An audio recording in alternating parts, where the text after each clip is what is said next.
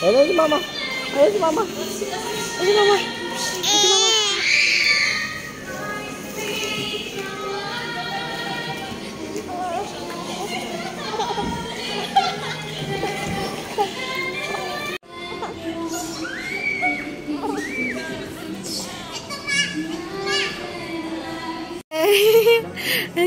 Andiyan. Dali. Malaki. Para matatalang natin. Uy. Ay, di pala pwede. Malo lang. Oo nga. Hinay-hinay lang. Baby.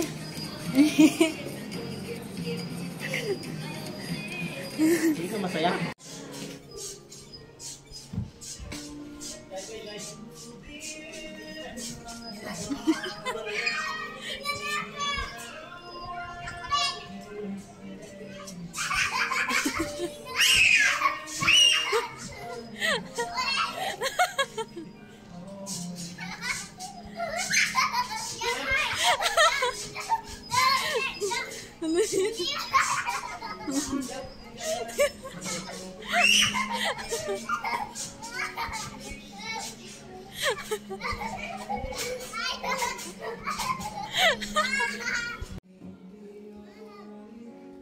Gaya mo si Papa.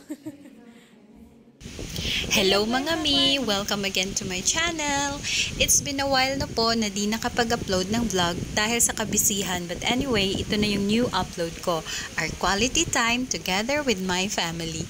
The 4 of us. So ito na nga, dahil binigyan ako ng rest day sa work, dahil ilang araw din po yan sa paghahabol para matapos lang namin on time ang dapat matapos sa trabaho. Kaya itong araw na to ay pinag-rest day kami. Thank you Lord! Tuwang-tuwa naman ang Ate Candice dahil nag-promise kami sa kanya na dadalhin nga namin siya sa Kidsuna para makapag-play naman siya. At the same time, bonding na rin namin apat after niya sa school at work ni Papa Del. Ang plano sana namin ay sa Jollyland kami pupunta sa Robinson Dasma. Pero, sabi ng mister ko, meron din daw dito sa Vista Mall which is malapit, maluwag, malaking palaruan na din daw katulad sa Jollyland. At ito pa, nagbagsak presyo sila mga mi.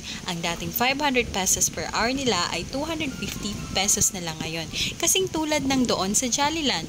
Kaya ayun, tinry namin. At sulit na sulit din naman talaga dahil malawak siya, pati kaming mga adults ay nakikisali na rin. Na-enjoy din namin ang mga pa-slide-slide at picture around the facility. Grabe, ang ganda din naman talaga niya. Sulit na din ang isang oras. Mas napagod nga ata ang baby Casey namin dahil umiiyak na. Pero buti na lang patapos na din kami. Si Ate Candice talaga, sobrang nag-enjoy. Enjoy na enjoy din at bukang bibig ang pagiging thankful dahil nakapag-play daw ulit siya sa Kidsuna. Alam niyo naman, kahit gaano tayo kapagod ng mga magulang basta para lang sa mga anak natin, gagawin din natin lahat para lang mapasaya sila ng ayon sa nararapat, 'di ba? At dahil very good din kasi ang ate namin sa school, kaya deserve din niya ang ganitong reward sa amin. Mas fulfilling pa rin sa ating mga parents ang joy na nadarama ng ating mga kids. Kitang-kita na sobrang enjoy talaga si ate, maging kami ay na-enjoy rin. In-upload ko po ito for remembrance namin hanggang sa lumaki na ang aming mga kids. Makikita pa rin nila ang mga ganitong moments na kasama nila kami kahit nung maliliit sila. At lagi kaming andyan para sa kanila. Enjoy every moment lang po tayo na kasama ang pamilya natin because life is short. Kaya always make the most of it habang kaya pa ng katawan natin at bata pa tayo. Iba pa rin ang experience ng joy sa puso natin pag family first because family is everything. Mga mi, thank you for watching again sa aking vlog.